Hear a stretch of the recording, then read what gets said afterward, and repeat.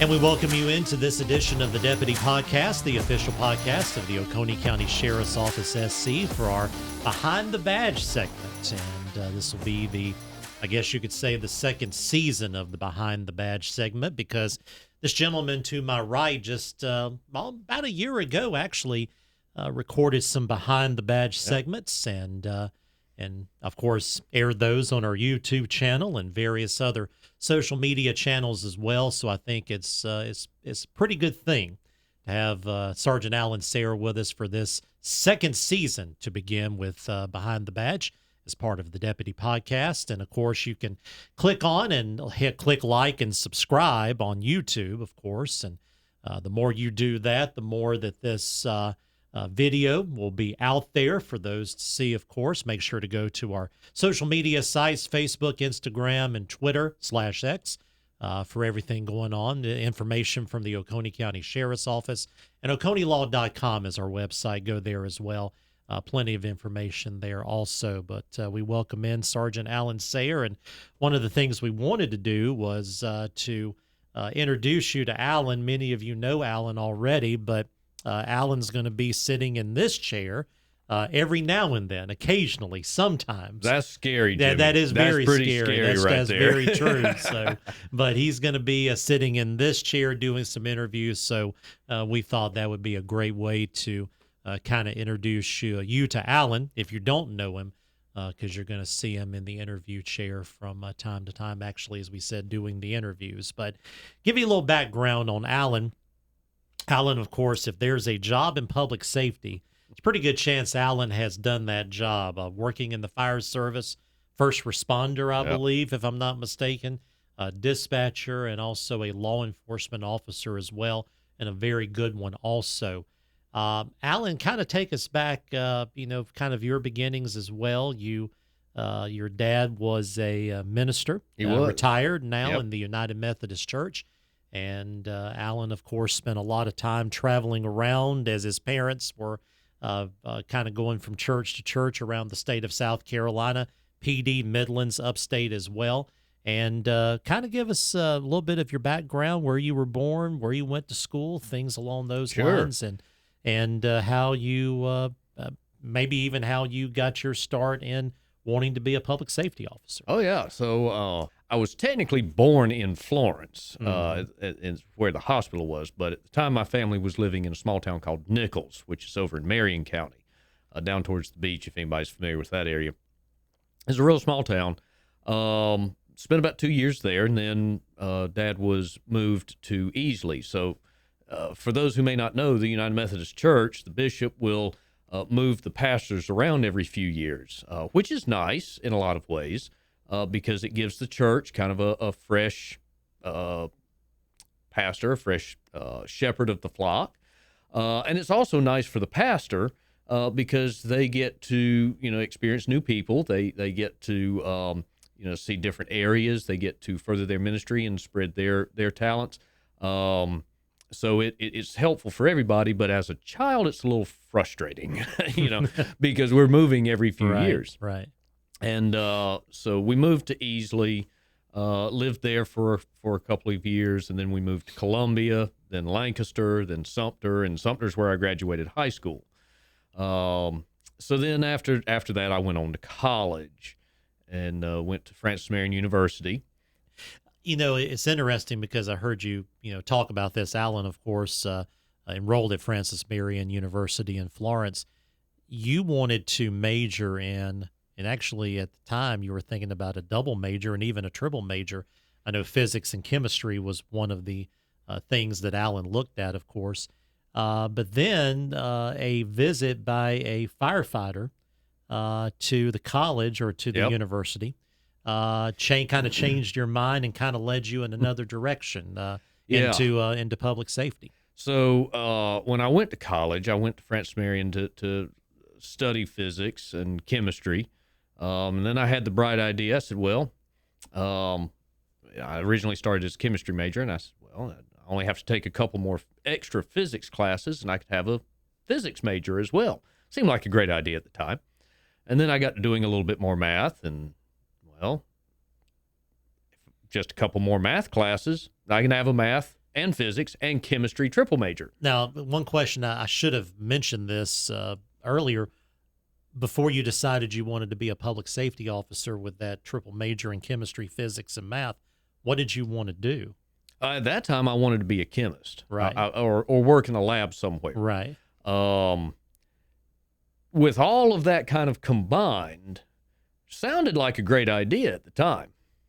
And boy, was I wrong. That was not the best idea. So in December of that year, we're getting close to Christmas, the local volunteer fire department came by, and we had a meeting down at kind of the residence central area down there.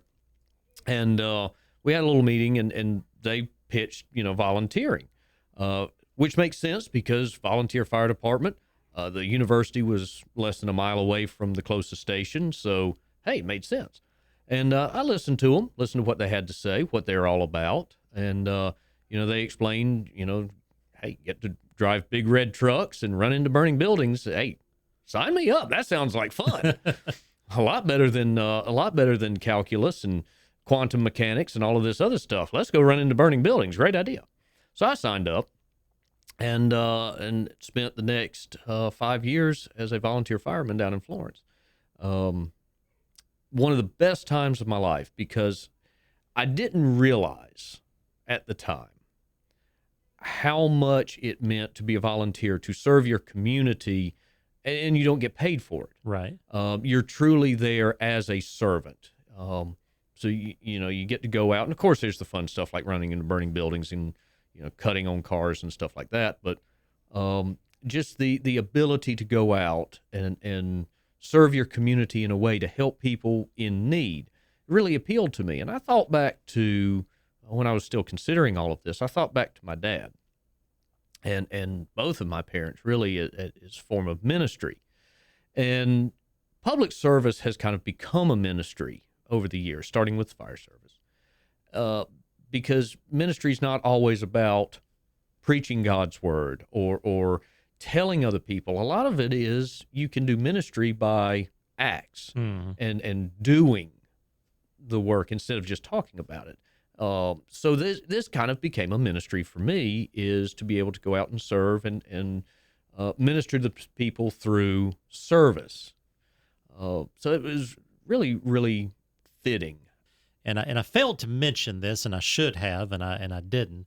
But Sergeant Sayre's responsibilities at this time at the Oconee County Sheriff's Office, even though he does wear many hats in terms of training and other things, and part of the the drone team here at the Sheriff's Office. Also, Alan handles our community outreach here at the Sheriff's Office, which we'll talk about in a second, because certainly that is something that you in the public certainly would be interested in terms of information about what's going on, various things we're doing here at the Sheriff's Office. So you become a volunteer firefighter, and you decide, I guess, at some point to go to the Criminal Justice Academy in Columbia, get your certification to become a dispatcher.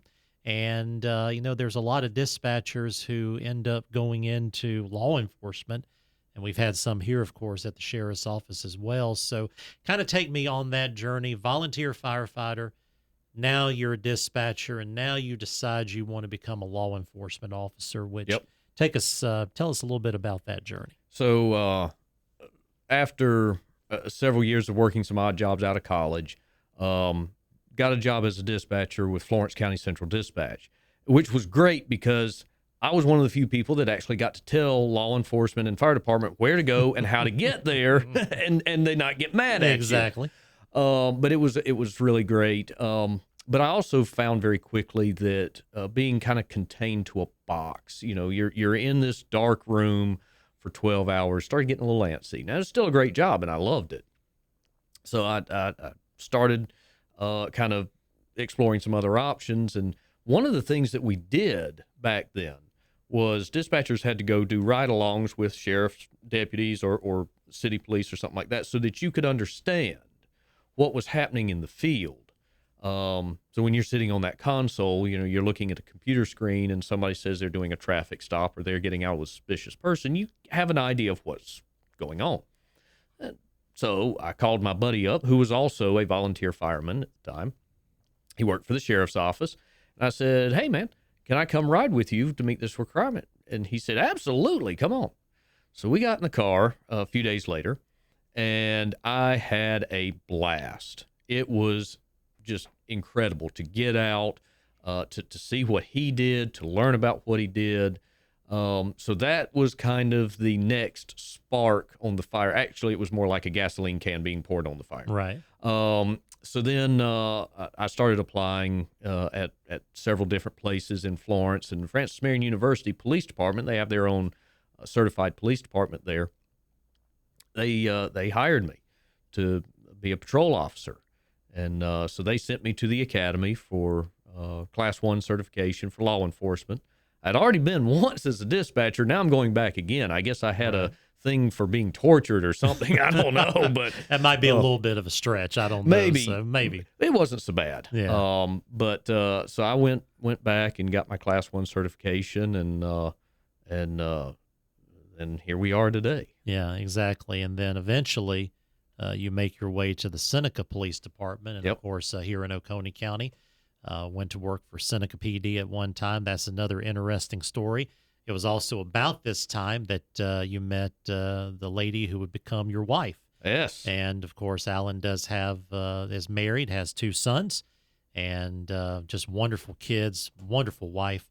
And now you're making your way to Seneca, and it's interesting because you have mentioned before, and I'll let you tell the story because he can tell it a whole lot better than I can. I don't know about that. but you were putting in applications really around the upstate because your wife's family was here, and all of a sudden you put an application in from the Seneca Police Department, and they call you. So pick up the story from there. So yeah, like you were saying, Jimmy, we decided after we got married, my wife's family was up this way. My family was living in Clinton at the time.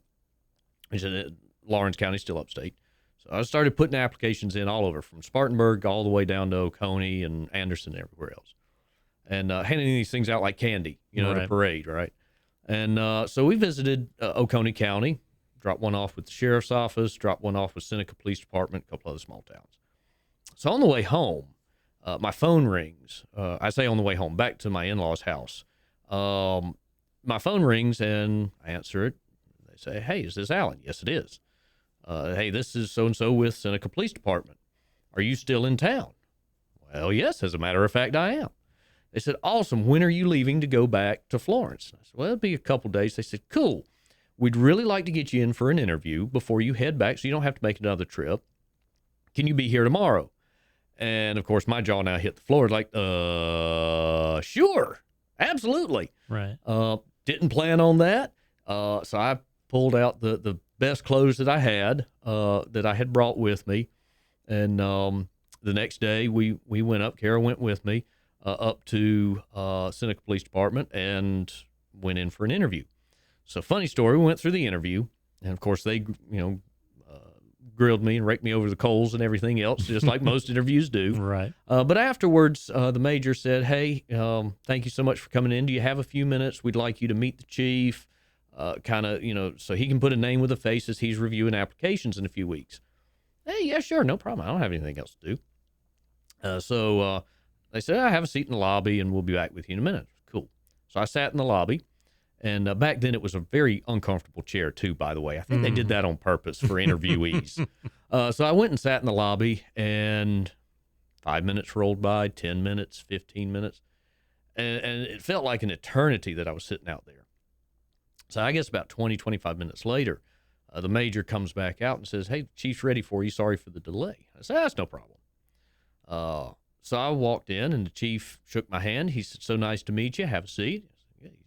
He looked at me and he said, so I understand you're wanting to move on to a real police department and stop babysitting college kids, jokingly, of course. Yeah.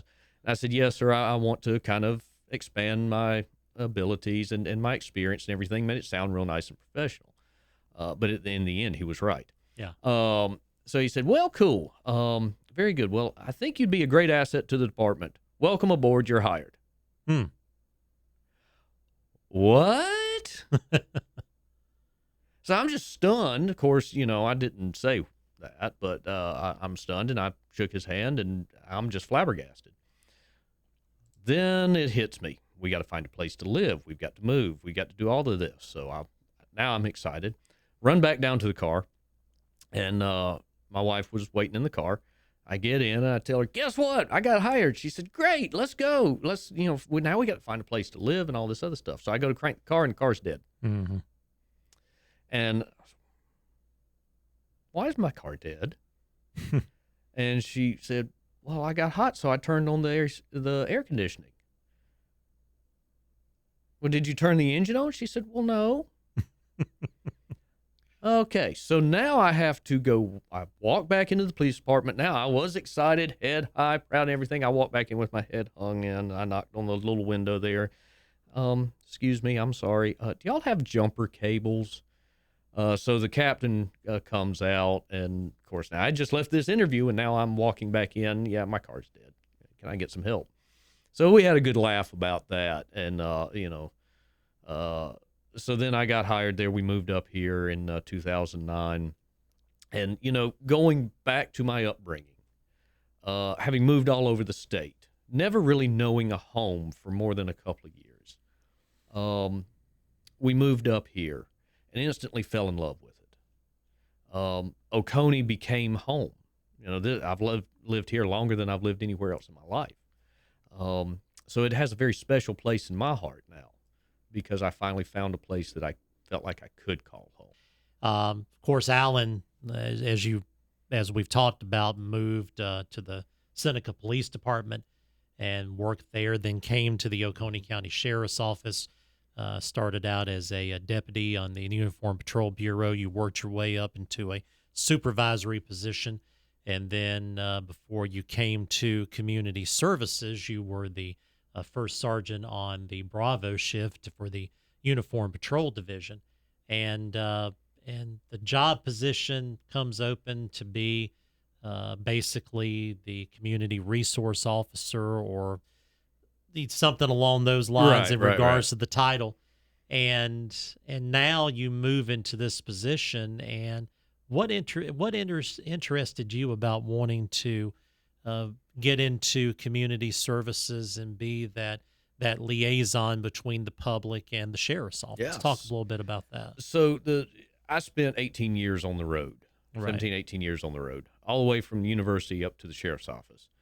And one thing that I realized, even going back into dispatch days and fire service days, most people don't call 911 to wish you a happy birthday, or to tell you that, hey, it's a beautiful day outside. You need to go see a waterfall. They don't call 911 for that. People call 911 because they are having the worst day of their lives up to that point, or in most cases, and that weighs on your heart after a while. And so when this job came open, I realized I've spent, well, if you take into the fire service, 20 plus years going to people's worst days. How awesome would it be to start going to people's best days?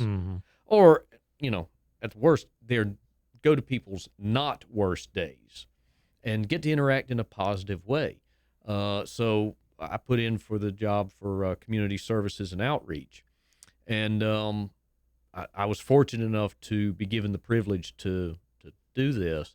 And it's great because it also goes back to what I was originally talking about. Why I got into this to begin with was as a personal ministry, as a personal service, to be able to serve my community in any way possible. And while I did that as a deputy, as a firefighter, as a dispatcher, etc., there's so much more to be done. There's so many more things that aren't necessarily dealing with people's worst days. The things like going to school career days. So getting to go interact with children in a positive way. We get to take our toys, our robots, our mobile command center, whatever, and we get to share with the children, the positives of the job, the cool stuff. And you get to see people with smiles on their faces rather than coming up to you crying because something happened. And that was really what I needed, was the breath of fresh air. Got into it, got this position a year ago, and, came in. One of the big things I wanted to do first off was, in order to reach a broader community. We've been doing public speaking and stuff. You started the podcast back in 2021. Yeah. 21. Right. So we've been doing this a few years. But one of the things I wanted to do was, all right, let's turn it up a notch. Right. Let's start creating our own digital content. We had the YouTube channel, but we really didn't have a lot on it at the time for various reasons. Right. So I wanted to restart that. And we started the Behind the Badge last year around February, and I was still learning the job, so it kind of trickled off, but it took me a year to kind of figure out what it was that needed to be done. Right. So what we've done this year, to be able to reach more people, to be able to talk with more people, to be able to share our story, is we've redone a lot of stuff. We've kind of created this cool set. Right. Some new graphics to kind of change the face of it a little bit. And, we've added a lot of other stuff to it to really show what it is that's going on. We want to show not only the technical side of law enforcement. Right. A lot of people want to know about the gadgets and, the laws and all that stuff. But the one thing that we as a profession as a whole, we struggle with sometimes showing that we are still humans. Right. We have good days, we have bad days. Mm-hmm. We're all human, and we're not robots. Right. There's a person behind that badge. And while none of us are perfect, I wanted to kind of let people see a little bit deeper into this. Right. Because sometimes, just hearing a story, how you got into it, how I got into it, how, anybody else got into it, and then their journey. I want people to understand that we can relate. Right. Talked about growing up as a child, I moved around all the time. That's helped me relate to some children that have had several similarities, like military or pastors' kids, or maybe they just had a job that they moved around a lot. So we all have something different to bring to the table. And in community services and outreach, our mission is to connect with the community. We can't always connect with everybody, but we got to try. And I want to try new stuff. I want to think outside the box. We've been doing the podcast for a number of years, but it was only audio. Right. Well, people don't get to see who we are. Right. There's so much other stuff that they can learn. So for those that are listening on this podcast, that's wonderful. We love that. And we're going to keep doing that. But we also want to make it available for those that maybe want to watch us, see us, meet us, meet me. I want to tell you a little bit about, why I'm here. Right. And we have a lot of other people that want to do that as well. Plus, we've got some other cool stuff. I don't want to give away too many of the secrets yet, but look forward to some special editions coming up. Look forward to a lot of different new guest ideas. Some of the things that we can look for that you and I have talked about as kind of a joint venture here. Right. And I think that partnership, forging that relationship with the community, is more important than anything else. Well, as Alan mentioned, and I actually forgot to mention this to you, was the fact that this podcast is available on many of your favorite podcasting directories. So you could certainly find us on Spotify and Apple Podcasts like you always have been.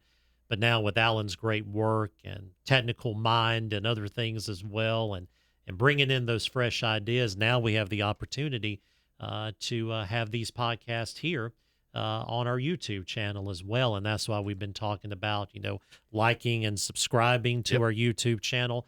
The more you do that, the more this podcast really reaches a lot of people. So we want to share these things with our community and share these things with Oconee County as a whole.